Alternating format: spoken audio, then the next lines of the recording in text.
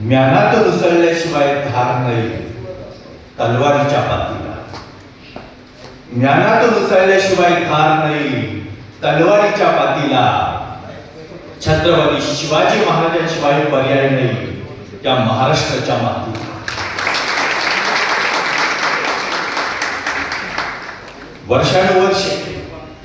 वर्षानुवर्षे शतकानुशतके अखंड अभ्यासना करणाऱ्या धडकण्याचं जे साहस दाखवतं त्याला वादळ असं म्हणतात, आणि त्या वादळाला छेदण्याचा आत्मविश्वास जो बाळगतो त्याला शिवबा असं म्हणतात.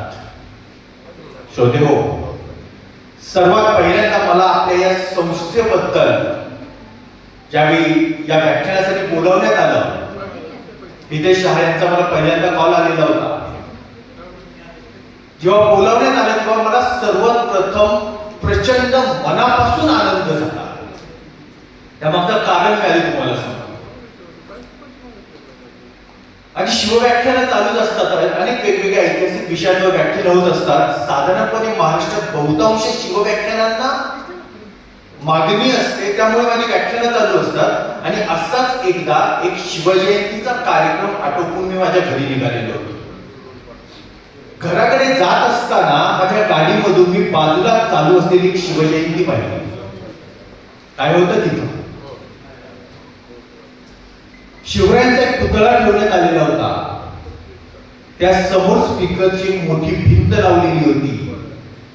गुलाल उधळला जात होता आणि मद्याच्या नशेत धुंद झालेले बेधुंद युवक नृत्य करत होते आणि गीताचे बोल होते, अपना काम बनता भाड में जाय जनता. मनामध्ये विचार आला, लाज वाटली पाहिजे या युवकांना. ज्या छत्रपती शिवाजी महाराजांनी स्वतःच्या आयुष्याची राख रांगोळी करून घेतली जनतेसाठी, ज्या छत्रपती शिवाजी महाराजांनी आयुष्यभर मरणासोबत पाठशिवणीचा खेळ खेळला तो रयतेसाठी, त्यांच्याच पुतळ्यासमोर आम्ही हे गीत लावत आहोत, अपना काम बनता. आणि भाडवे जाय जनता. नशीब त्या पोरांचं तो शिवरायांचा पुतळा होता. जर खरे शिवराय असते तर भवानी लखा खायला वेळ लागला नसता. आणि या अशा प्रकारच्या शिवजयंतीच्या पार्श्वभूमीवर, अशा प्रकारच्या शिवरायांवर आधारित होणाऱ्या कार्यक्रमांच्या पार्श्वभूमीवर शिवरायांचे व्यावसायिक कौशल्य हा जो विषय मला देण्यात आलेला आहे, त्याबद्दल मी आपल्या या पुणे कन्झ्युमर प्रॉडक्ट डिस्ट्रीब्युटर असोसिएशनचे मनापासून आभार मानतो. आणि दुसरा खूप महत्वाचा विषय आहे. छत्रपती शिवाजी महाराज सर्वांसाठी अतिशय महत्वाचं व्यक्तिमत्व, पण इयत्ता 4थी पास झालेला लहान मुलगा असेल किंवा MA इतिहास BSc झालेला मुलगा असेल, अशापैकी कुणीही असू द्या, अशा कोणालाही जर विचारलं शिवरायांनी आयुष्यात काय केलं तर 2-3 गोष्टी सांगितल्या जातात. तर ती पहिली गोष्ट म्हणजेच अफजल खानाचं पोट फाटलं, शाहिस्ते खानाची बोटं तोडली, आग्र्याच्या कैदेतून निसटले, सिद्दीजोहरच्या वेढ्यामधून निसटले आणि राज्याभिषेक केला. अरे छत्रपती शिवाजी महाराज म्हणजे काय गावबुद्ध होते का? याचं पोट फाडायचं त्याची बोटं तोडायची एवढीची कामं करायला? मग तलवारीच्या जोरावरती संपूर्ण जगामध्ये राज्य करणारा चंगेज खान आहे की त्याची जयंती नाही साजरी होत? विश्वासघाताच्या जोरावरती जवळजवळ हिंदुस्थान काबीज ज्याने केलेला होता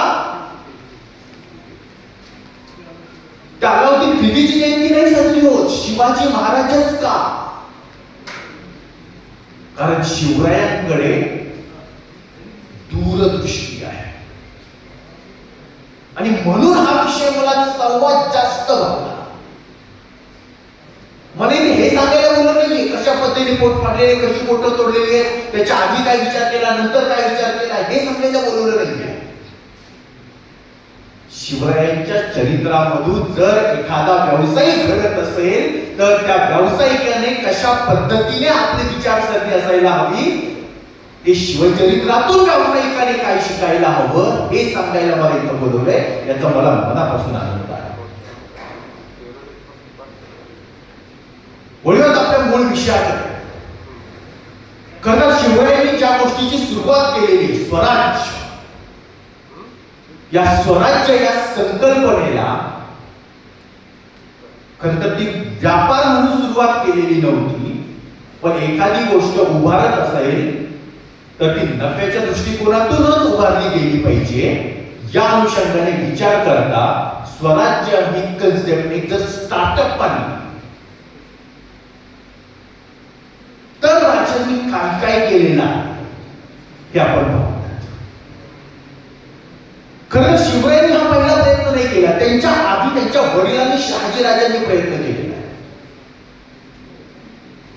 निजामशहाच्या निधनानंतर 4 वर्षांचा लहान मुर्तजा त्याला आपल्या मांडीवर घेऊन त्यांनी निजामशाही चालवण्याचा प्रयत्न केला.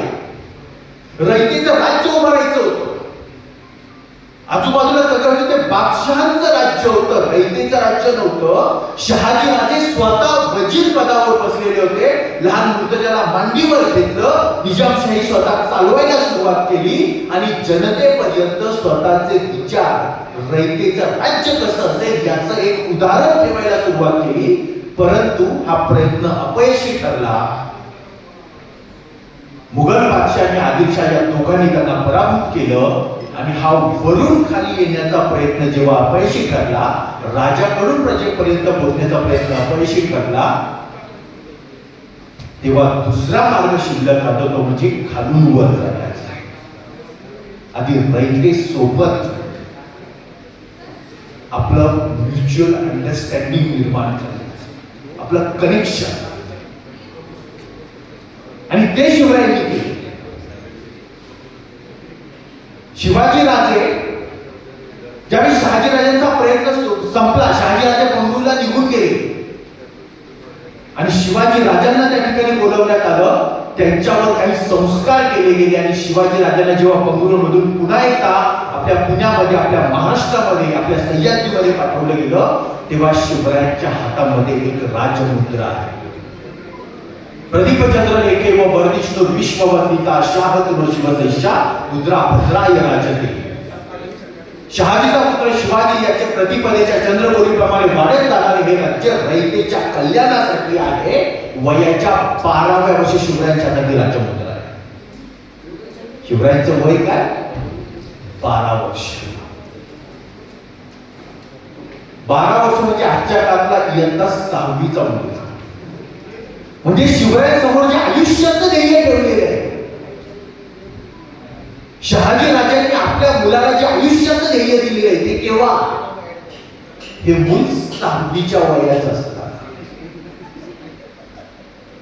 आणि हे जे मूल 6वीच्या वयात असताना ध्येय दिलेलं आहे, ते ध्येय हातामध्ये घेऊन शिवाजी राजे येत आहेत. आणि शिवाजी राजे ज्यांनी ज्यावेळी सह्याद्रीमध्ये आपलं पाऊल ठेवलेलं आहे, इथल्या भूमीमध्ये त्यांनी आपलं पाऊल ठेवलेलं आहे, तेव्हा ते पुण्यातल्या लाल महालामध्ये वास्तव्याला आहे. पण आपण एक गोष्ट समजून घेऊया. वडिलांनी सांगितलं तुला स्वराज्य उभारायचं, तुला सुरुवात करायची, पण आल्या सुरुवात नाही केली. वय वर्ष 12 असताना हातामध्ये राजमुद्रा आहे आणि राज्याभिषेक होतोय वयाच्या 42व्या वर्षी. ऑफिस उघडल्या पहिल्यांदा खुर्ची नाही घेतली, आधी काम केलं. किती काळ? 30 वर्ष. आणि मग सिंहासनावर जाऊन बसले.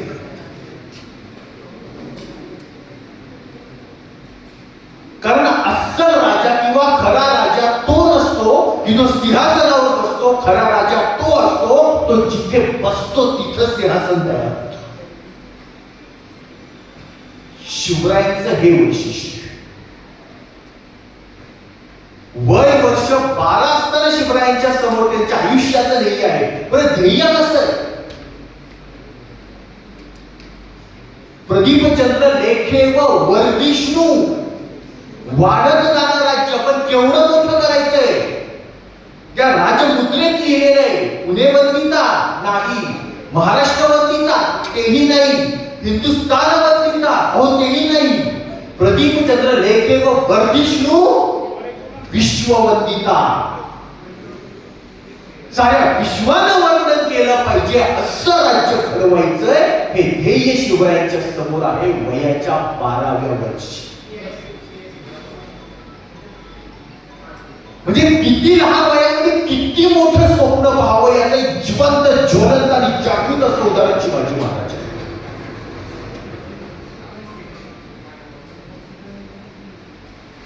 नुकताच एलॉन मस्क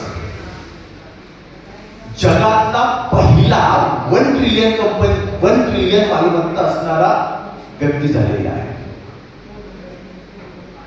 जर व्यवसायातच उतरायचं असेल तर तेवढं मोठं ध्येय ठेवायला काय हरकत आहे? लेट्स बीट हिम.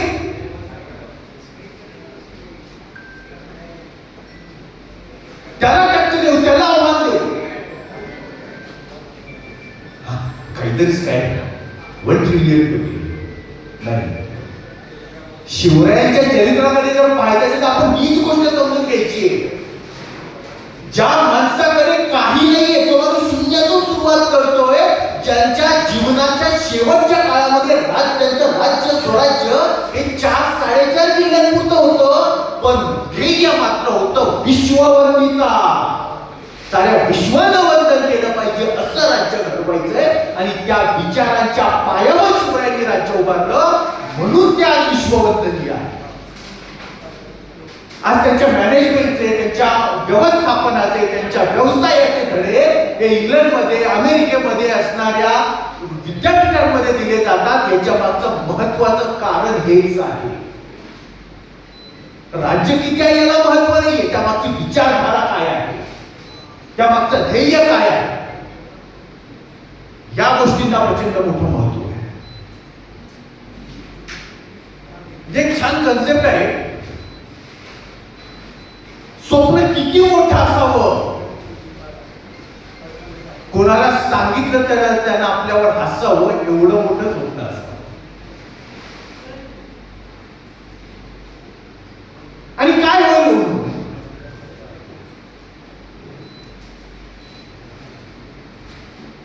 अनेक वेळा गोष्ट अशी घडते, गंमत अशी घडते की माणूस आयुष्यामध्ये छोट ध्येय ठेवून यशस्वी होतो आणि दुसरा जो माणूस आहे तो मोठं ध्येय ठेवून अपयशी होतो.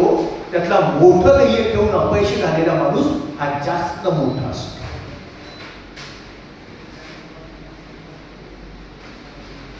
ती टक्कर दिली जाते, ते आव्हान स्वीकारलं जातं. आता बघूया शिवरायांच्या स्टार्टअप. वय वर्ष 12 कामाची सुरुवात केली. आता आपण वयाचा मुद्दा थोडा मागे ठेवूया, स्वराज्याला स्टार्टअप म्हणून पाहूया. वयाच्या 12व्या वर्षी कामाची सुरुवात केलेली आहे.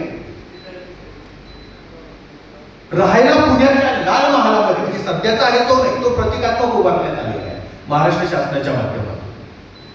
पण त्याच परिसरामध्ये जो लाल महाल होता, त्या लाल महालामध्ये ते राहायला होते. आणि त्यावेळी शिवाजी राजे, म्हणजे त्यांच्या स्वराज्याची सुरुवाती शून्यातून असली तरी राजे मुळात शून्य नव्हते. शिवाजी राजांचे वडील हे जहागीरदार होते. समजा पुण्याचे जहागीरदार असं जर माहिती झालं तर आजच्या भाषेत काय होईल, ते जे जहागीरदार होते, ते जे वतनदार होते, त्या काळातले तेवढी मोठी सत्ता एका अधिकाऱ्याकडे दिली जाईल अशी व्यवस्था पुढे इंग्रजांनी आणली. आणि त्यासाठी एक परीक्षा उभी केली. ती परीक्षा म्हणजेच UPSC. त्यामधून जो जिल्हाधिकारी निर्माण होईल तो एक जहागीरदार असं आपण गृहीत धरतो. आणि शहाजी राजांकडे पुण्याची जहागिरी होती, सुपे ही दुसरी जहागिरी होती, इंदापूर ही तिसरी जहागिरी होती, चाकण ही चौथी जहागिरी होती.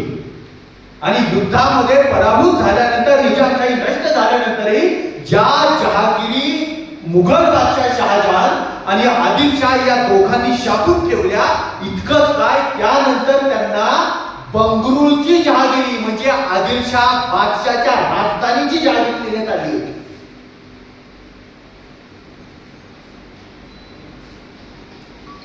म्हणजे आजच्या काळात आपण विचार करू तर किमान 5 जिल्ह्यांचा जिल्हाधिकारी ह्या लेवलला होते शहाजी. आणि शिवरायांनी ज्यावेळी ठरवले स्टार्टअप सुरू करायचे, स्टार्टअप का नाही वडिलांच्या सोबत त्यांनी पुन्हा एकदा जहागिरीमध्ये पाऊल टाकलं. कारण वडिलांनी जो केलेला प्रयत्न होता तो रयतेच्या जनतेच्या हिताचा होता, त्यांच्या फायद्याचा होता, तो प्रयत्न आधी फसलेला होता. मुर्तजाला मांडीवर घेतलं, कामाची सुरुवात केली, पण बादशाहांना ते बघवलं गेलं नाही आणि त्यांनी निजामशाही संपून टाकलेली होती. त्यामुळे शहाजी राजांकडून हे स्टार्टअप सुरू करत असताना आता कंपनी नंतर स्थापन करायची, आधी पायापासून सुरुवात करायची. आणि जर पायापासून सुरुवात करायची असेल तर पायाभूत कामं स्वतःला करावी लागतील. आणि पायाभूत कामं जर स्वतःला करायची असतील तर घर सोडावं लागेल.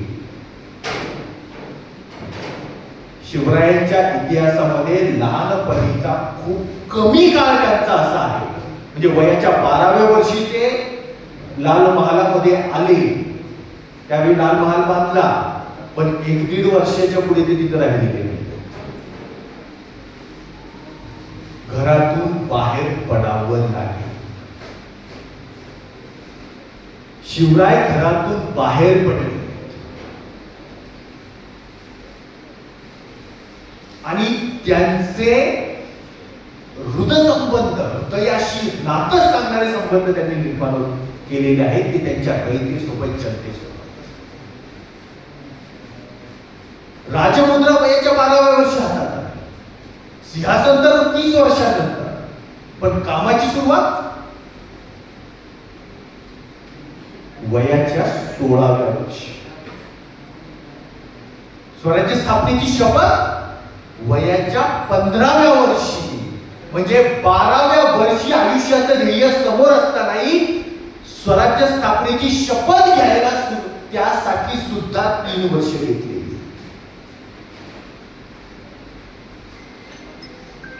परफेक्ट प्लॉट उभा राहायचा.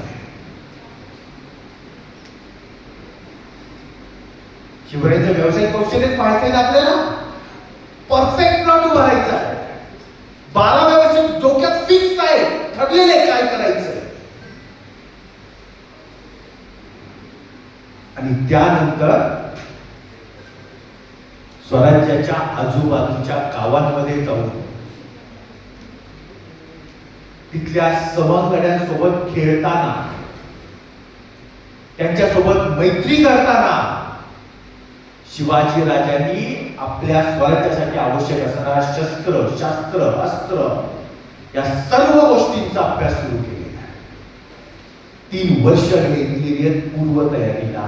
हा माणूस 5 जिल्ह्यांची जहागिरी ही सगळी नाकारून लाल महाल ज्या ठिकाणी त्या काळामध्ये 380 सरकारी कचेऱ्या असाव्या कसा अंदाज आहे, म्हणजे 380 ऑफिसेस, तेवढा मोठा महाल, ते घर, तो राजमहाल सोडून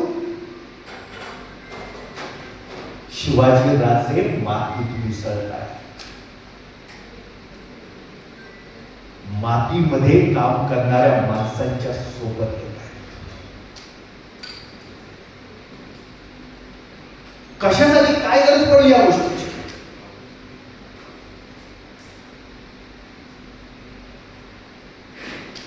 कारण समजून गेलोय आपण, त्यांनी स्टार्टअप, त्यांचं स्वराज्य सुरू करताना सगळ्यात महत्वाचा प्रश्न त्यांनी स्वतःला विचारलाय, आणि तो म्हणजे तुम्हाला कोणत्या बाबतीतलं स्टार्टअप सुरू करायचं, कोणत्या गोष्टीची सर्वात जास्त मागणी समाजामध्ये आहे. आणि ही मागणी होती स्वाभिमानाची.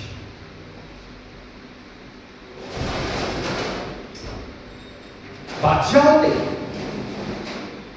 मुघलांचं राज्य मुघल बादशाहाचं, आणि आदिलशाहीचे राज्य आदिलशहा बादशहाचं, निजामशाहीचे राज्य निजामशाह बादशहाचं, कुतुबशाहीचे राज्य कुतुबशहा बादशहाचं, बरीदशाहीचे राज्य बरीदशहा बादशहाचं, इमादशाहीचे राज्य इमादशहा बादशहाचं. स्वराज्य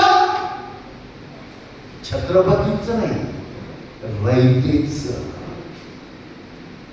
लोकांमध्ये सगळ्यात जास्त मागणी त्यावेळी कोणती होती? ती स्वाभिमानाची होती, ती स्वातंत्र्याची होती, ती स्वराज्याची होती. आणि म्हणून शिवरायांनी लोकांना स्वाभिमान आणि स्वातंत्र्य देणारं स्वराज्य उभारले. यापेक्षा आणखी मोठा धडा एखाद्या स्टार्टअपसाठी कोणता असायला?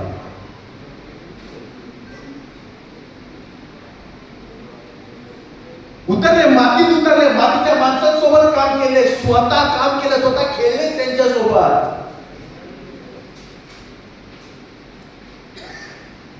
शिवरायांनी कोणत्याही पद्धतीचे ताजमहल, लाल महल नाही, काय लाल किल्ला हे गोष्टी उभारत नाही बसलेले. एक तो लाल महल सोडला ना, नंतर फक्त किल्ले उभारलेले. स्वराज्यासाठी काय आवश्यक? ताजमहल, काचमहल नाही, किल्ला. या गोष्टीचा अभ्यास केला, माणसं जमा केली. कोण माणसं होती? कुठले? कुणी सरदार होते? सरदार आधीच मदत कामाला होते. कुणी आदिलशाहकडे होता, कुणी मुघलांकडे होता, निजामशाही कधी संपलेली होती, कुणी कुतुबशाहकडे जात होता. एकमेकांची लढत होते, संघर्ष चाललेला होता. शिवाजी राजांनी यामध्ये मधोमध उभे राहत असताना त्यांनी जो पाया उभारायचं ठरवलंय त्याच्यामध्ये त्यांनी काय करायचं ठरवलं? तर त्यांनी ही गोष्ट करत असताना, हे स्वराज्याचं स्टार्टअप उभारत असताना जी माणसं जमा करायची ती कशा पद्धतीची असायला हवी? एक गणिताची संकल्पना आपण समजून घेऊया. गणितामध्ये 10 अंक आहेत.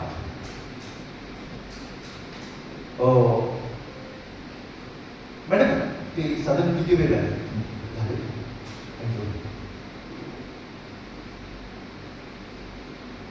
गणितात एक साधी छान संकल्पना आहे. 0 आणि 1 ते 9 असे 10 अंक. एकदा काय झालं, जो 9 नंबर आहे 9, हा 9 8 कडे आला आणि खनखन कानाखाली ठेवून 8ने विचारलं, मी काय केलं? 9ने सांगितलं, तू लहान आहेस ना, तुझा दोष आहे, मी मोठा आहे ना, तुला मार खावा. 8 गेला 7 कडे, तरी 7 कान सुद्धा ठेवलं. 7ने विचारलं, माझा काय दोष? तो म्हणाला, तू लहान आहेस ना, तुझा दोष. 7 गेला 6 कडे, तरी 6ला पार उचलून आला. आणि विचारलं, काय? फक्त डोळे वाटणं पाहिजे, मी मोठा आहे ना. 6 गेला 5 कडे, 5 4 कडे, 4 3 कडे, 3 2 कडे, 2 1 कडे. पण जेव्हा 1 वर वेळ आली तेव्हा 1 शून्याकडे मारायला गेलेला नाही. एकाने 2ला विचारलं, तू मला का अन्याय करतोय, माझ्यावर अत्याचार करतोय, मला का मारतोय? 2ने सांगितलं, तू लहान आहेस, तुझा दोष आहे, मी मोठा आहे ना, तुला मार खावा लागेल.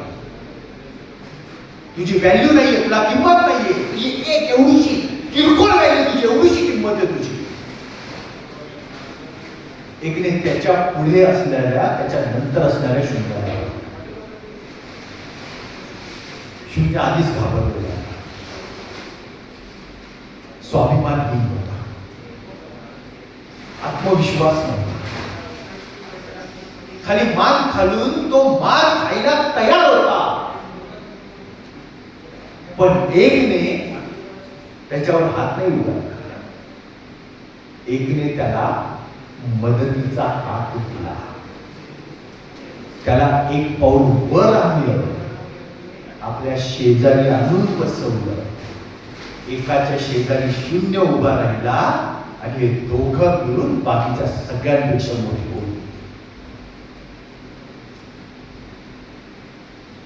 शिवरायांनी स्वराज्य उभं करताना काय केले तर हेच केलेलं आहे. छत्रपती शिवाजी महाराजांनी स्वराज्य उभं करत असताना ज्या रयतेला 0 किंमत होती त्या रयतेला त्यांनी किंमत दिली. स्वतः त्या रयतेपर्यंत जाऊन पोहोचले, रयतेला स्वतःच्या शेजारी आणून बसवलं आणि रयतेचं राज्य उभारलं. आणि जेव्हा सर्वांना लक्षात यायला लागलं, आणि याच ठिकाणी अतिशय महत्वाचा प्रसंग घडतो, आणि तो म्हणजे राज्याचे पाटील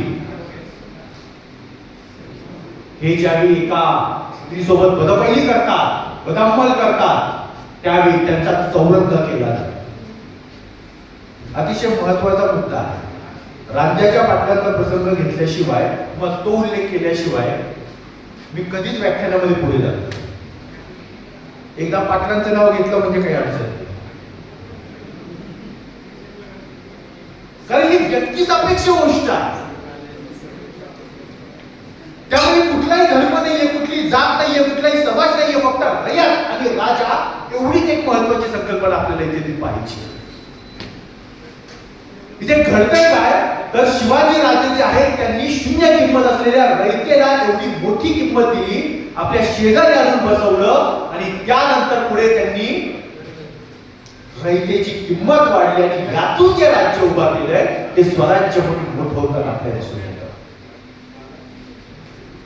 शिवाजी राजे वयाच्या 12व्या वर्षी हातामध्ये राजमुद्रा आल्यानंतर 3 वर्ष थांबलेले आहेत स्वराज्य स्थापनेची शपथ घ्यायला. किती मोठी तयारी बघूया. काल मनात आलं आज कंपनी स्थापन केली, उद्या प्रॉडक्ट घेऊन मार्केटमध्ये, नाही, सगळा अभ्यास. आणि ही जी सगळी तयारी केलेली आहे, हे जे सगळे मुद्दे त्यांचे चाललेले आहेत, त्या मधून पुढे जात असताना त्यांनी आपल्या या संकल्पनेला, स्टार्टअपला नाव काय दिले? वडिलांचं अर्धवट राहिलेलं स्वप्न पूर्ण करायचं नाही, मातोश्रीची इच्छा पूर्ण करायची नाही, स्वराज्य ही तो श्रींची इच्छा. Emotional connection.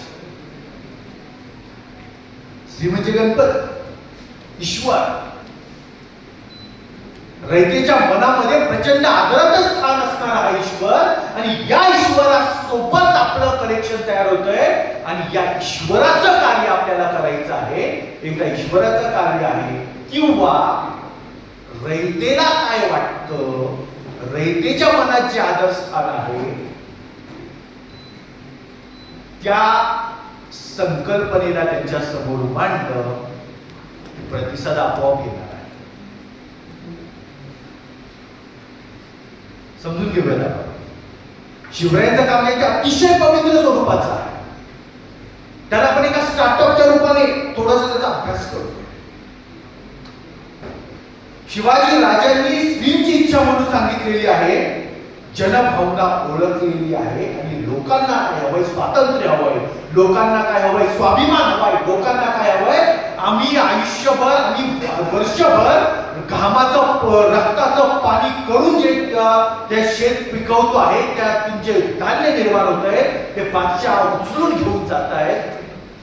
यापासून संरक्षण हवंय.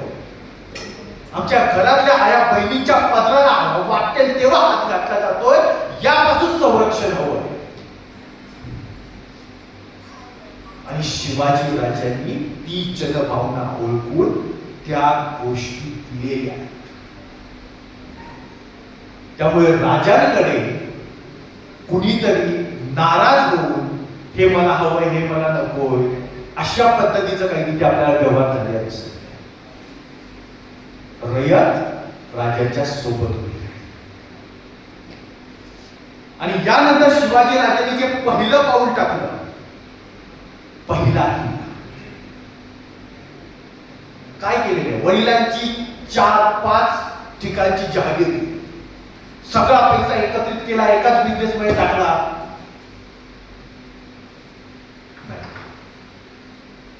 सगळं सगळं सोडून दिले. या गोष्टीला खूप मोठी धमक लागते बरं. वडिलांनी उभारलेलं सर्व साम्राज्य बाजूला ठेवून शून्यापासून सुरुवात करायला, म्हणजे कोणीतरी समजा शून्यातून पुढे आलं,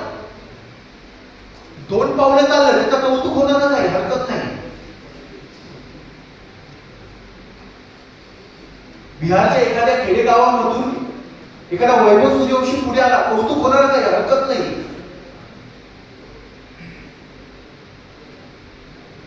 पण जेव्हा अर्जुन तेंडुलकरला उतरण्याची वेळ येते ना, तेव्हा त्याची तुलना वडिलांसोबत. ही साधी गोष्ट आहे. शिवरायांची तुलना शहाजी राजांसोबत होणार.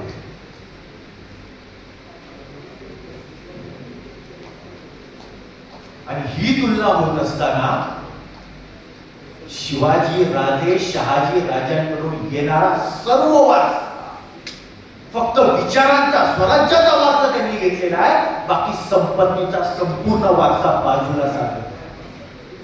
एक गुजरात मधल्या एका व्यावसायिक फॅमिली बद्दल मी मागे ऐकलं आहे. त्या व्यावसायिक फॅमिलीमध्ये ऐशोआरामाचं सगळं आयुष्य, पण जेव्हा व्यवसाय सुरू करण्याची वेळ येते तेव्हा वय वर्ष 18 पूर्ण झाल्यानंतर त्या घरातल्या मुलाला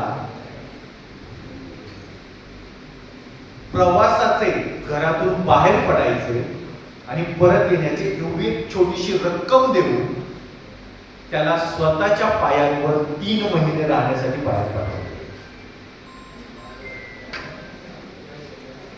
ते धक्के खाल्ले गेले स्वतः. प्रोटेक्शन नको इथे. जे प्रोटेक्शन मध्ये वाढलेले ते सगळे संपले.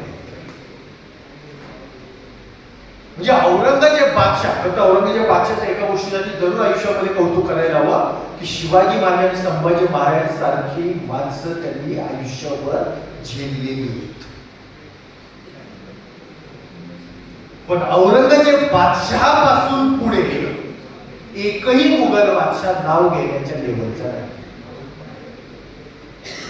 का? कारण ही माणसं कधी राज दरबारातून बाहेरच पडली नाही. ती त्यांच्या रयतेपर्यंत पोहोचलीच नाही, त्यांच्यापर्यंत मिसळलीच नाही. यांचं फक्त एकच अय्याशीचं आयुष्य.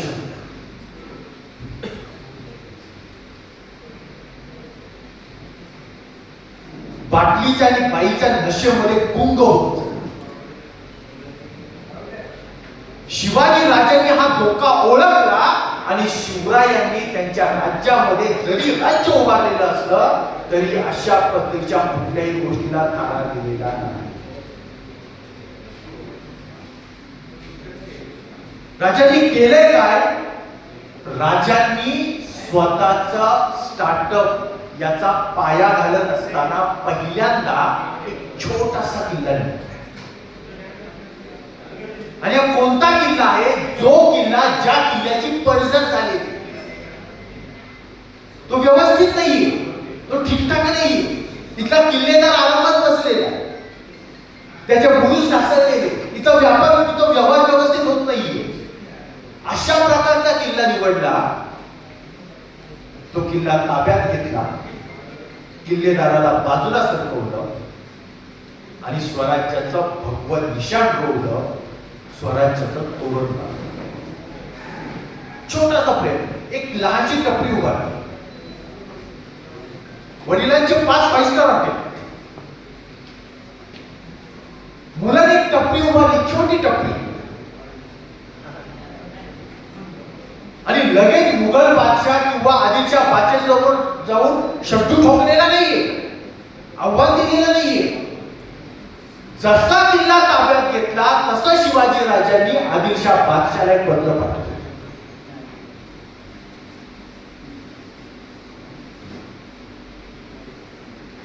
बादशाहला शिवाजी राजे लिहितात,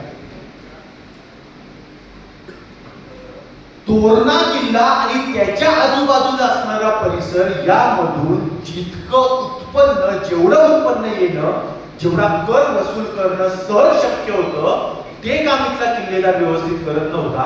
म्हणून ही व्यवस्था आम्ही ताब्यात घेतलेली आहे. 1 वर्ष हे आमच्याकडे राहू द्या, पुढच्या वर्षीपासून यापेक्षा जास्त टॅक्स, जास्त कर मी तुमच्यापर्यंत पोहोचवायचं. बादशाला काय ना किल्लेदाराशी घेणं देणं, ना रयतेशी घेणं देणं. आज शहाजीचा पोरगा असणारा शिवाजी म्हणजे शहाजीच्याच रक्ताचा वंश, म्हणजे शहाजी राजांची गुणवैशिष्ट्य ज्यांच्यामध्ये जीन्स मधून उतरलेली असतील, या मुलामध्ये काहीतरी शहाजी राजांचा अंश असला पाहिजे आणि म्हणून एवढी मोठी धमक, एवढी मोठी ताकद त्याच्यामध्ये निर्माण होत असेल. त्याच्याकडून जर आपला आर्थिक फायदा व्हायला सुरुवात झाली तर काय होतं त्याने मान्य केलं. लक्षात घेऊयात आपण, शिवाजी राजांनी किल्ला जिंकल्यानंतर किल्ला जिंकायला भले तलवार वापरली असेल, जीभ मात्र सौम्य ठेवली, जिभेवर साखर ठेवली. भाषा सौम्य खरतर राजा होणं किंवा शिवाजी राजांसारखं राजा होणं साधी गोष्ट नाही. एका बाजूला शत्रूला युद्धामध्ये तलवारीने कापताना हात थरथरता कामा नये आणि दुसऱ्या बाजूला कैकेच्या चेहऱ्यावर, कपाळावर निर्माण झालेल्या आठ्या पाहून डोळ्यांमध्ये अश्रू निर्माण झाले पाहिजे. हे शिवरायांचं व्यक्तिमत्व. शिवाजी राजांनी केले काय? शिवाजी राजांनी गोष्ट पाहिली, तोरणा पाहिला, तो हातामध्ये घेतला, आदिलशाह बादशाला एका वर्षासाठी स्थगित केला, स्टे दिला त्याला, थोडा वेळ पाहून तू लांब रामच्या, आणि मग सुरुवात केली या छोट्याशा उभारलेल्या स्टार्टअपची डागडुजी करायला, त्याला सुरक्षित करायला, त्याला संरक्षित करायला. आणि हे जे सुरक्षा करण्याचं काम जे सुरू केलेलं आहे, हे जे संरक्षण देण्याचं काम सुरू केलं आहे, ते काम करत असताना तोरणा किल्ल्यावर जे खोदकाम चाललेलं होतं, त्या खोदकामामध्ये काही हंडे सापडले.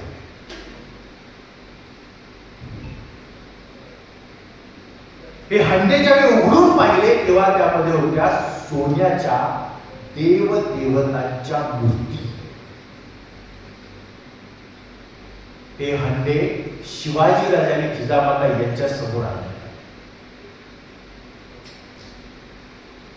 आता देवदेवतांच्या मूर्ती सापडल्या म्हणजेच ईश्वराचा आशीर्वाद मागणे. शिवाजी राजांनी तोरणा किल्ल्याच्या प्रत्येक बुरुजावर एक एक मंदिर नाही उभवले. देव दगडातही असतो. त्या सोन्याची सगळ्यात जास्त गरज रयतेला होती, जनतेला होती. शिवाजी राजांनी आणि जिजामातांनी या मूर्त्या वितळवल्या. त्याचं जे सोनं आहे त्या सोन्याच्या माध्यमातून तोरणा किल्ला अधिक भरभक्कम कसा करता येईल, तो अधिक चांगला कसा करता येईल यासाठी काम सुरू केलं. आणि त्याच सोबत काही शस्त्र खरेदी, संकल्पना आपण समजून घेऊया. स्टार्टअप मधून मिळालेल्या नफ्याचा वापर हा पुन्हा एकदा स्टार्टअप साठीच केला. व्यवसायाचा पैसा पुन्हा व्यवसायात गुंतवला. शिवाजी राजे फिरायला बाहेर नाही पडले, ऐशोआराम करायला गेलेले नाही. त्या पैशाचा वापर त्यांनी पुन्हा तिथंच केला. आणि एका किल्ल्याचं काम म्हणजे साधी गोष्ट नाहीये. आपल्यापैकी काही जण जाऊन आले असतील, तोरणा पाहिलेला असेल. दुर्ग तसा साधा सोपा नाहीये. त्या काळात साधा सोपा मानला जात होता. आपल्यासाठी अवघडच आहे. तो किल्ला सर करून, तो जिंकून त्याची व्यवस्था लावणं, हे सगळं काम जे काही त्यांनी सुरू केलेलं आहे, त्यामध्ये लोकांसोबत असणारे व्यवहार निर्माण करणं, कोणकोणती गावं या किल्ल्याच्या अंतर्गत येतात, त्या गावांमध्ये किती लोकसंख्या आहे, त्यांची शेती किती आहे, आणि मग या शेतीसाठी कशा पद्धतीचा आपल्याला कारभार करावा लागेल. आणि मग त्यांना लक्षात आलं की जे जमिनीचं जे काही कामकाज ठरवलं जात होतं ते अंदाजपंची चाललेलं होतं. टॅक्स अंदाजपंची घेतला जात होता. अंदाजपंची याचा अर्थ एवढं उत्पन्न होईल तर एवढं जमीन एवढी आहे, जमिनीचा पोत ओळखला जात नव्हता. जमीन मुरमाड आहे, जमीन बागायती आहे हे पाहिलं जात नव्हतं आणि सरसकट टॅक्स घेतला जात होता. शिवाजी राजांनी मुरमाड जमीन असेल, बागायती जमीन असेल असे तुकडे तयार केले. शिवाजी राजांनी स्वतःचं इनोव्हेशन आणलं. शिवकाठी नावाची एक नवी संकल्पना आणली. ज्या शिवकाठी संकल्पनेच्या माध्यमातून म्हणजे 5 हात आणि 5 विटा अशा पद्धतीने एक शिवकाठी जी उभारलेली आहे त्याच्या आधारे जमिनीची मोजणी केली, त्याची प्रतवारी ठरवली आणि येणाऱ्या उत्पन्नामधून शिवरायांनी टॅक्स घ्यायला सुरुवात केली. पण ही सगळी व्यवस्था लावायची, किल्ल्यावरती किल्लेदार ठेवायचा, किल्ल्यावरती सगळी व्यवस्था लावायची, सैनिक ठेवायचे आहे. उद्या आदिलशहाचं आक्रमण आल्याच्या नंतर त्यासोबत हल्ला करायचा आहे, तर त्या हल्ल्याला थोपवून धरायचं आहे. म्हणजे ते सगळं वेढा पडला तर त्यासाठी आपल्याकडे धान्याचं गोडाऊन पाहिजे. ते सगळं जे काही आहे गोडाऊन, त्या ठिकाणी धान्य साठवलेलं असलं पाहिजे, त्याची व्यवस्था करायची. किती किती किती कामं एका माणसाचं अख्खं आयुष्य संपून जाईल एका किल्ल्यामध्ये. शिवाजी 24 तास बिझी झाले, पूर्ण व्यस्त झाले. आणि ज्यावेळी व्यवसायामध्ये एखादा माणूस पूर्ण व्यस्त होतो तिथंच आवश्यकता असते मोकळं होण्याची. ज्या कामामध्ये मी पूर्ण व्यस्त झालेलो आहे त्या कामासाठी एक माणूस निवडायची. आणि मग शिवरायांनी तोरणा किल्ल्यासाठी एक मॅनेजर निवडला, किल्लेदार. सगळी व्यवस्था समजावून सांगितली, त्याच्यावर लक्ष ठेवले. आणि मग शिवाजी राजे फ्रँचायझी काढण्यासाठी बाहेर पडले. दुसरा किल्ला समजून घेऊयात ना राजे नेमके काय आहेत व्यवसायाच्या दृष्टीने. राजे हटून नाही पडले तोरण्यावरती. इथला खजिना, इथले हे सगळे आपल्याला मिळाले सगळी धनदौलत, इथला हा सगळा टॅक्स, इथून आपल्याला कर किती पाठवायचा आहे तो वाचवला तर किती राहतील, अजिबात अडकून नाही पडले. राजे तिथून बाहेर पडले फ्रँचायझीसाठी. आणि दुसरा किल्ला होता शेजारचा राजगड. खरं राजगडच्या बाबतीमध्ये एक ऐतिहासिक प्रश्न आजही आहे की शिवरायांनी तोरणा आधी जिंकला की राजगड आधी जिंकला. म्हणजे स्वराज्याच्या 2 राजधान्या राजगड व रायगड या संकल्पनेवर आधारित जी पुणे विद्यापीठामध्ये PhD झाली त्यामध्येही त्यांनी असं सांगितलेलं आहे की कोणत्याही ऐतिहासिक कागदपत्रामध्ये राजगड नेमका कोणत्या दिवशी स्वराज्यात आला याचा उल्लेख नाही. कदाचित लाल महाल सोडल्यानंतर शिवाजीराजे राजगडावरच वास्तव्याला डायरेक्ट गेले असावेत अशी एक त्या ठिकाणी धारणा आहे. पण असो, तोरणा, राजगड आणि त्यानंतर आपल्या बाजूला असणारा सिंहगड कोणता. मला इथे जे बोलवलं गेलं त्याचा आणखीन मला कौतुक वाटलं किंवा एक छान योगायोग इथे दिसून येतो. कोंढाणा आणि त्या खाली असणारं डोंजे गाव हे मूळतः सातवाहन राजांच्या काळामध्ये म्हणजे आजपासून 2000 वर्षांपूर्वीच्या काळामध्ये तेव्हापासून हे जे ठिकाण आहे हे ठिकाण व्यवसाय आणि व्यापारासाठी प्रसिद्ध आहे. जुन्नर एक मोठं व्यवसायाचं केंद्र, व्यापाराचं केंद्र होतं. आणि तिथून पुढे कोकणात उतरण्यापूर्वी मध्ये कोंडणेश्वर नावाचा हा किल्ला, जे सातवाहनांच्या काळामध्ये किल्ल्याला तसं महत्व नव्हतं आणि त्याच्या पायथ्याशी असणारं डोंजे हे गाव. सो अशा अनुषंगाने हा मधला म्हणजे जाताना मध्ये थांबण्याचं एक महत्वाचं ठिकाण होतं. आणि त्याच ठिकाणी आज आपली सगळी टीम यांचा 2026ची मीटिंग आहे की ज्या ठिकाणाला 2000 वर्षांपूर्वीचा व्यापाराचा आणि व्यवसायाचा इतिहास आहे. एक छान योगायोग मला दिसून आला. शिवाजीराजे कोंढाण्यापर्यंत आले, कोंढाणा ताब्यात घेतला आणि त्यानंतर चौथा ठिकाण म्हणजे थांबलेले नाही. पहिल्या किल्ल्यासाठी नक्कीच थांबले, पण एकदा ती व्यवस्था लक्षात आली की भराभर भाग जिंकत जायचा आणि त्या त्या ठिकाणी माणसं नेमत जायची आणि तिथून पुढे जायचं आहे. आणि त्यानंतर पुढे दोन प्रकारची व्यवस्था त्यांच्याकडे आहे. त्यातला एक प्रकार म्हणजेच किल्लेदाराकडून सगळी सविस्तर माहिती आणि दुसरा महत्वाचा मुद्दा म्हणजेच गुप्तहेरांकडून गुप्त माहिती. किल्लेदाराकडून आलेल्या माहितीमध्ये जर गफलत असेल तर गुप्तहेरांकडून माहिती पोहोचली पाहिजे. एका दुकानापासून, एका टपरीपासून, एका हॉटेलपासून, एका व्यवसायापासून फ्रँचायझी निर्माण करत असताना जर आपल्याला बाहेर पडणं आवश्यक आहे तर तिथली माहिती एक म्हणजे मॅनेजर कडून आणि दुसरी म्हणजे कोणत्याही सैनिकाच्या मोबाईलवरून मालकापर्यंत पोहोचणं आवश्यक आहे.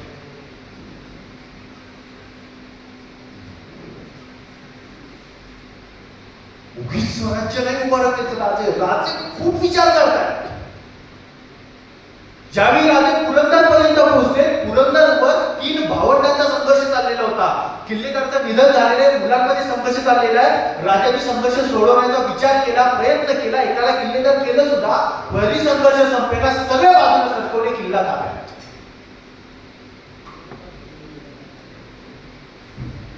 मोठा इतिहास आहे पण संपूर्ण हे त्यांना त्या किल्लेदारांना सांगायचं. कारण पुरंदर हे नाव, पुरंदर म्हणजेच इंद्र आणि पुरंदर म्हणजे एक अपराजित किल्ला. जोपर्यंत किल्ल्यांना महत्व होतं तोपर्यंत एकदाही लढाई करून जिंकता न आलेला किल्ला म्हणजेच पुरंदर. स्वतः राजांनी अशाच पद्धतीने म्हणजे त्या घरगुती वादामधून नंतर त्यांनी तो हातामध्ये घेतला आहे. राजांनी मिर्झा राजाला दिला होता त्यावेळी तो अशाच पद्धतीने दिलेला होता की ज्यामध्ये मिर्झा राजाच्या समोर 10 मध्ये तो देण्यात आलेला होता.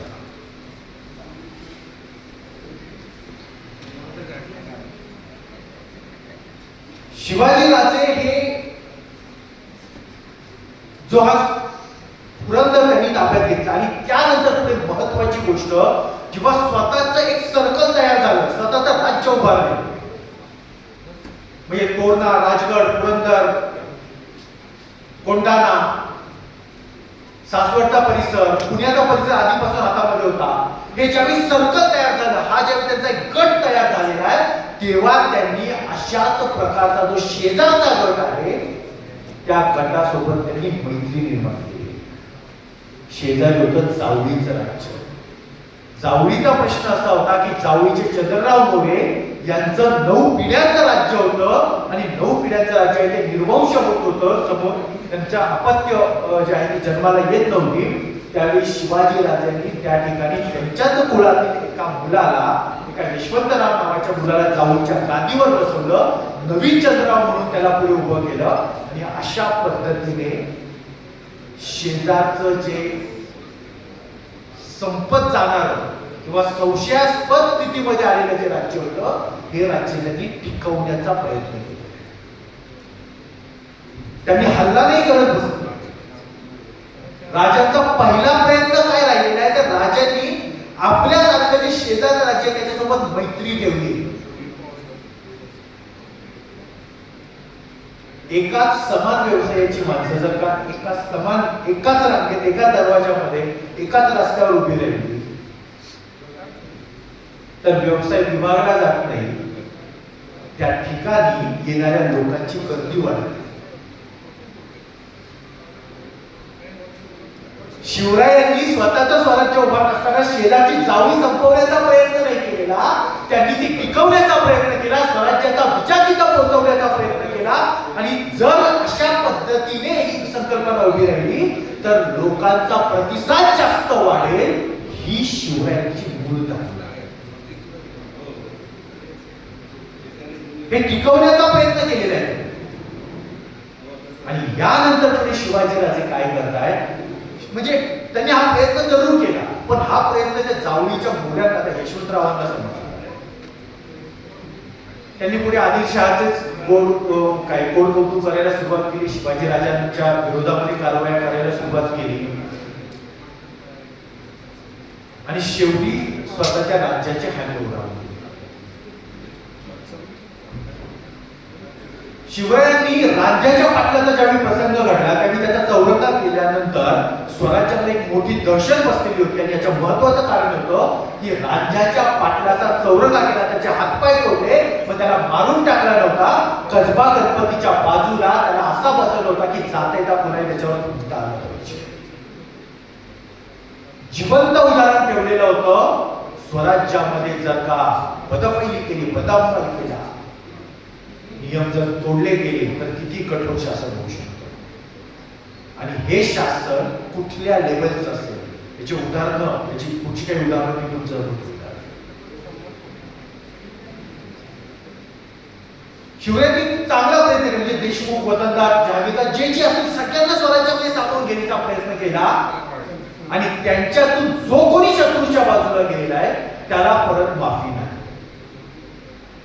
उदाहरणार्थ खंडोजी खोपडे शिवरायांसाठी अतिशय अवघड प्रसंग होता. ज्यावेळी अफजल खानाचा हल्ला झालेला आहे त्यावेळी अफजल खानाच्या हल्ल्याच्या वेळी शिवाजीराजांचे जे सगळे साथीदार होते ते सगळे भयग्रस्त झालेले होते आणि त्यावेळी आपण अफजल खानासोबत तह करूयात, माघार घेऊयात अशा प्रकारची ज्यावेळी वार्ता चाललेली होती, अशा प्रकारची चर्चा चाललेली होती, त्यावेळी बाजी जेधे, कान्होजी जेधे हे शिवाजी राजांना भेटायला येतात आणि शिवाजी राजांना ज्यावेळी ते सांगतात की आम्हाला अफजल खानाने बोलावलेले, त्यांनी पत्र पाठवलेलं आहे, आमच्याकडे याल तर जगाल, तुम्हाला जागीरदारी, वतनदारी मिळेल, नाहीतर शिवाजीकडे राहाल तुमचा निर्वंश केला जाईल, तुमच्या सहित तुमचा संपूर्ण खानदान नष्ट केलं जाईल. त्यावेळी शिवाजी राजांनी विचारलं तुम्ही का गेला नाही? आणि त्यावेळी बाजी जेधे उत्तर यासाठी का शहाजी राजांनी आम्हाला तुमच्याकडे पाठवलं होतं. त्यांनी हातामध्ये बाजूचा एक कलश घेतला, पाण्याचा कलश घेतला आणि त्या कलशाच्या माध्यमातून त्यांनी आपल्या हातावर पाणी सोडायला सुरुवात केली. राज हे का पाणी सोडलं घरादारावर, राज हे का पाणी सोडलं जहागीर वतनदारीवर, राज हे का पाणी सोडलं बायका पोरा कुटुंबावर. स्वराज्या समोर आम्हाला हे महत्वाचं आहे. आणि त्यानंतर पुढे अफजल खानाला ज्यावेळी शिवरायांनी संपवलं, स्वराज्य पुन्हा टिकलेले, तेव्हा या सगळ्या प्रसंगामध्ये याच बाजी जेधे 12 भावातले सगळे देशमुख, देशपांडे, पाटील, कुलकर्णी, वतनदार, जहागीरदार जे सगळे कारभार करत होते या सगळ्यांना शिवरायांच्या सोबत आणले होतं. फक्त खंडोजी खोपडे नावाचा एक देशमुख होता, तो तिकडे शत्रूला जाऊन मिळालेला होता. नंतर शिवाजीराजे ज्यावेळी सिद्धी-जोहरच्या पेढ्यामध्ये गेले तेव्हाही तो तिकडे जाऊन मिळाला. राजे सुटून आले, मग मात्र त्याला वाटतं आपला काही खैर, आपली काही खैर, आणि तो अतिशय चांगले संबंध असणाऱ्या बाजी जेधेंकडे गेला आणि शिवाजीराजे बाजी जेधेंचं काही टाळतील अशी शक्यता होती. गुरुस्थानी होते, गुरु नाही, आता सैनिक म्हणून काम करत होते, पण वडिलांनी एक वडिलीचा हात असावा, एक मार्गदर्शक असावं म्हणून बाजी जेधेंना पाठवलेलं होतं. आणि हे ज्यावेळी पाठवलं होतं तेव्हा यांनी केलंय काय, शिवाजी राजांनी बाजी जेधेंना सांगितल्याप्रमाणे खंडोजी खोपडेला जिंदान दिलं. पण स्वराज्यामध्ये जर कोणीही शत्रूला जाऊन मिळण्याची जर काही गोष्ट करत असेल तर त्यासाठी शासन असलं पाहिजे, त्यासाठी धडा असला पाहिजे. म्हणून खंडोजी खोपडेचा उजवा हात आणि डावा पाय तोडून करण्यात आला. राजाने मित्र जमवले का? जरूर. वेगवेगळ्या राज्यांच्या सोबत मैत्री स्थापन केले, नातेसंबंध निर्माण केलेले, मोठमोठी जी घराणी होती त्यांच्या सोबत वैवाहिक संबंध तयार केलेले. स्वराज्य मजबूत झालं पाहिजे, पण त्यासोबत जर कोणी शत्रूला जाऊन मिळत असेल तर जवळच्या माणसांची सुद्धा गैर केलेली नाही. उदाहरणार्थ स्वराज्यासाठी धोकादायक करणारे जे जे नातेवाईक होते त्यांची त्यांनी गय केलेली नाही. सुप्याचे मामा ज्यावेळी लाचखोरीच्या प्रकरणामध्ये पुढे जात होते त्यावेळी सुप्यामध्ये जाऊन स्वतःच्या मामाला कैद करून त्यांची जहागिरी जप्त करून सुप्याच्या मामांना पुन्हा बंगळुरूला पाठवून द्यायची व्यवस्था, हद्दपार करण्याची व्यवस्था शिवरायांनी केली. स्वतःचे काका मुधोळचे बाजी घोरपडे काका हे ज्यावेळी स्वराज्याच्या विरोधातल्या कारवाया काही सांगून किती प्रयत्न करून ज्यावेळी ते मागे सरकत नाहीये हे लक्षात आलं किंवा मुधोळमध्ये जाऊन त्यांनी बाजी घोरपडीला ठार केली. स्वतःचा भाऊ व्यंकोजी दक्षिण दिग्विजयाच्या काळामध्ये व्यंकोजी राजांना त्यांच्या राज्यात जाऊन त्यांचा 3 वेळा पराभव करून त्यांना इथून पुढे स्वराज्यावरती वक्रदृष्टी टाकता कामा नये अशा प्रकारचा धडा देऊन मागे आले. वडील शहाजी राजे यांना तर आदिलशाहच्या दरबारामध्ये तुमचा मुलगा तुमचं ऐकत नाहीये, तुमचा मुलगा तुमच्या ताब्यात नाहीये, तुमच्या कंट्रोलमध्ये नाहीये हे ऐकावं लागलं आयुष्यभर. आणि शिवाजीराजे आयुष्यभर त्याच वडिलांनी दिलेल्या राजमुद्रेचा अंगीकार करून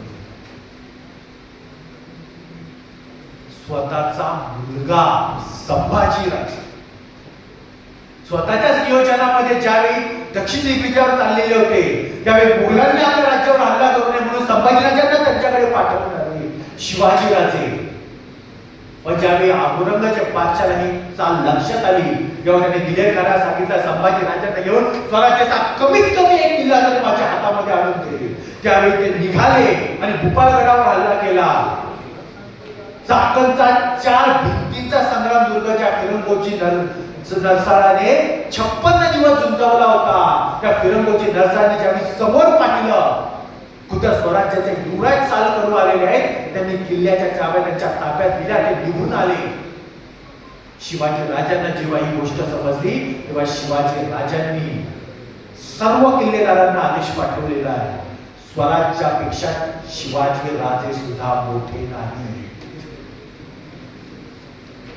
युवराज काय खुद्द छत्रपती जरी किल्ल्यावर चाल करून आले तरी स्वराज्याच्या विरोधात असतील तर तोफेच्या तोंडी द्यायला बसलो. नियम अतिशय कठीण अतिशय काटेकोर.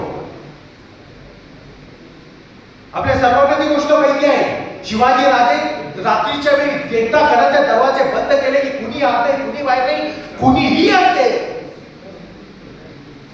राजे जाऊन सांगताय एका किल्ल्याच्या पायथ्याशी की अरे मी शिवाजी राजे मला आतमध्ये या. पण किल्ल्याचा दरवाजा उघडायचा नाही. पातला रायबा सांगतोय खबरदार कर टाच मारून भाल पुढे पूर्वीन चिंधड्या राई राई. एकदा नियम ठरवले की त्या पद्धतीने पाळले त्या नियमांमधून स्वतःलाही सुटता. हे असं राज्य असं स्वराज्य राजांनी शिवरायांनी घडवलं. आणि शिवाजीराजे राज्यातून बाहेर किती वेळा पडले 3 वेळा.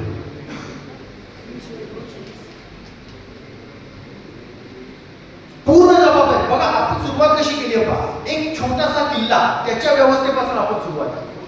त्या किल्ल्याचा परिसर त्यानंतर त्या ठिकाणी असं एक किल्ला वेगवेगळ्या किल्ल्यांचा मिळून झालेला परिसर आणि त्यानंतर उभं राहिलेलं स्वराज्य. या स्वराज्यामधून राजांना 3 वेळा बाहेर पडावं लागलं. एक ज्यावेळी शिवाजी राजे आग्रा भेटीसाठी जातात त्यावेळी 3 महिने 3 महिने शिवाजी राजे स्वराज्यात नाही परंतु स्वराज्य चालू आहे. मालक नसल्याने व्यवसाय बंद करतात. ती व्यवस्था लावून द्यायची. आपण आधीच पाहिले जिथे मालक पूर्णपणे अडकला जाईल 24 तासाचं काम लागले तिथे गरज आहे एक माणूस निवडायची आणि तिथून बाहेर पडायचं फ्रेंचायझी. दुसऱ्यांदा राजे बाहेर पडतायत दक्षिण दिग्विजयाच्या काळामध्ये 3 वर्ष तरी स्वराज्य चालू आहे. आणि तिसऱ्यांदा महाराजांच्या जीवनाचा अखेर झाला 1680 साल 3 एप्रिल हनुमान जयंतीचा दिवस. रायगडावर शिवरायांनी शेवटचा श्वास घेतला. राजे कायमचे स्वराज्य असू. पण ज्या विचारांच्या धर्तीवर पायावर त्यांनी स्वराज्य उभारले ते तिथून पुढे 138 वर्ष झाले.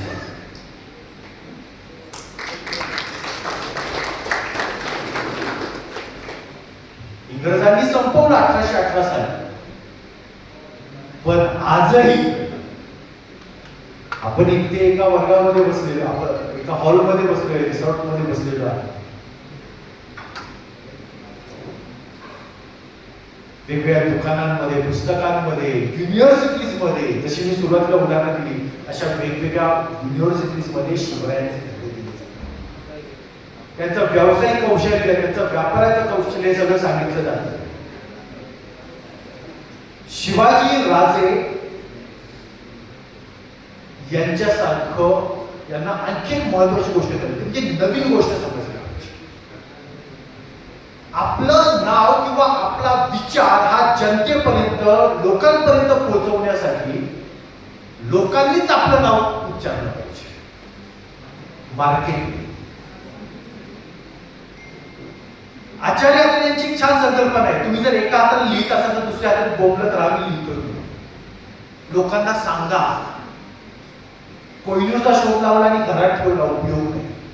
सांगा. एखादी साध्या किमतीची गोष्ट सुद्धा मोठ्या किमतीने विकली जाऊ शकते. अर्थात व्हॅल्यू देणे ही सर्वात महत्वाची गोष्ट आहे जर व्यवसाय किंवा व्यापार आपल्याला मोठा करायचा असेल तर. किती सर 5 एक मिनिट घेऊन ती थांबू? ठीक, थँक्यू. शिवरायांचं मार्केटिंगचं एक अतिशय महत्वाचं तंत्र किंवा तत्व जे आहे ते आपल्या इथे दिसून येतं शिवरायांच्या आग्रा भेटीमध्ये. आपल्या सगळ्यांना जो प्रसंग माहिती आहे, राजे बादशाच्या दरबारामध्ये आले. बादशाचा दरबार चाललेला होता, 50वा वाढदिवस होता. राजांना अपमान सहन झाला नाही, त्यांनी ते टबक उधळून लावलं, ती खिल्लत उधळून लावली. राजे बाहेर पडले. पण मार्केटिंगचा धडा जर काही घ्यायचा असेल तर तो हा,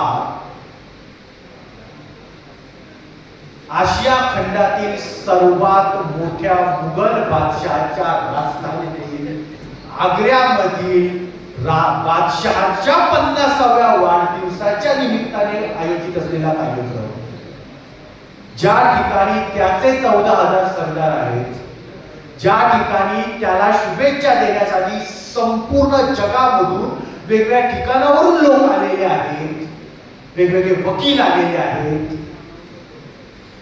पण कार्यक्रम संपल्यावर चर्चा करायची शिवाजी राजांची. 400 वर्ष शांत असलेल्या दरबारामध्ये पहिल्यांदा जो आवाज उठलेला त्याची ही चर्चा. आणि हा जो सगळा विषय होता हा मार्केटिंगचा अतिशय महत्वाचा विषय शिवाजी राजांना समजलेला आहे. आणि शिवरायांनी त्या काळामध्ये जसे जुने राजे सगळीकडे होते, एक एक ठिकाण आहे, किल्ले ताब्यात घ्यायचं, तेवढ्यावर थांबले नाही. शिवरायांनी त्या काळात असणारं आधुनिक तंत्रज्ञान जे भारतात कुणीच स्वीकारले नव्हतं ते शिवरायांनी स्वीकारलं. आणि ते म्हणजेच आरमार. शिवरायांच्या आधीच्या इतिहासामध्ये आपल्याला 1000 वर्षांपूर्वी चोल साम्राज्य सापडतं, ज्यातला पहिला राजेंद्र आणि पहिला राजराज ही पिता-पुत्रांची जोडी फक्त असते की ज्यांनी आरमाराचा वापर राज्याच्या विस्तारासाठी केलेला होता. त्यानंतर डायरेक्ट शिवाजी महाराज. खरं तर समुद्रावर सत्ता होती ती पोर्तुगीजांची. त्यांनी कार्टेज सिस्टीम लावली होती. जगाचा जो कॉन्स्टँटिनोपलचा जो भाग आहे तो भाग ज्यावेळी ऑटोमन तुर्कांनी जिंकून घेतला त्यावेळी युरोपसह भारत आणि चीनचा असणारा व्यापार बंद झाला. त्यावेळी त्यांनी पोर्तुगीजांच्या माध्यमातून पाठवण्यात आलेल्या वास्को द गामाने समुद्रातून असणाऱ्या मार्गाचा शोध लावला. त्यामुळे समुद्रावर आमचा अधिकार आहे असं पोर्तुगीजांचं म्हणणं होतं. त्यांनी कार्टेज सिस्टीम आणली होती की समुद्रामध्ये उतरायचं नाही. जर उतरायचं असेल तर आमची परवानगी. शिवाजी राजांनी त्या काळामध्ये याच पोर्तुगीजांकडून जहाज बांधणीचं तंत्र शिकून घेतलं. सिद्धीचं कारण समोर केलेलं आहे. जंजिऱ्याच्या सिद्धीला अटकाव घालण्यासाठीची व्यवस्था केलेली आहे. आणि सुवर्णदुर्ग, विजयदुर्ग, सिंधुदुर्ग अशा प्रकारच्या 10-12 किलोमीटरच्या अंतरावर किल्ल्यांची एक मांदियाळी त्यांनी समुद्रात उभारली. आणि समुद्र आमचा आहे हे पोर्तुगीजांना ठणकावून सांगितलं. कार्टेज सिस्टीमला जगात पहिला विरोध करणारा राजा म्हणजे शिवाजी. आणि त्यानंतर त्यांनी त्या काळचा आधुनिक म्हणजे आजच्या काळात आधुनिक काय आहे तर आर्टिफिशियल इंटेलिजन्स, जसं त्या